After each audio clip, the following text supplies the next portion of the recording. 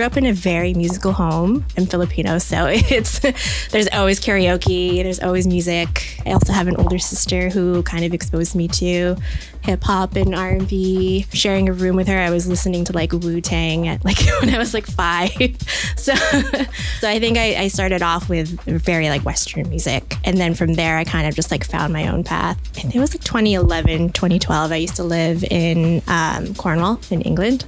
And that's when I got exposed to like Disclosure and just like house, garage, UK grime. Got me to thinking about how people make different like music or different songs. I think it was 2014 that I started DJing, and it was right after I graduated from Emily Carr. And it was one of those creative outlets that I've always wanted to try. And as soon as I graduated, I like went to Tom Lee and bought a controller and haven't stopped since. It was very intimidating. I didn't know what to do. And I kind of just like threw all my music at it. I think that was like the best way to learn. A few years ago, I got asked to DJ for Public Disco. And that was like the first time that I was like, oh, I get to DJ a house and disco set. So I like really spent time working on that, and it was a little bit out of my comfort zone, but it ended up being like my favorite. I like when there's like a storytelling aspect to a mix, so it's not just like, you know, going hard the whole time. It's like you kind of start off with like a sound or something a little bit slower, and then kind of transitions and works its way up to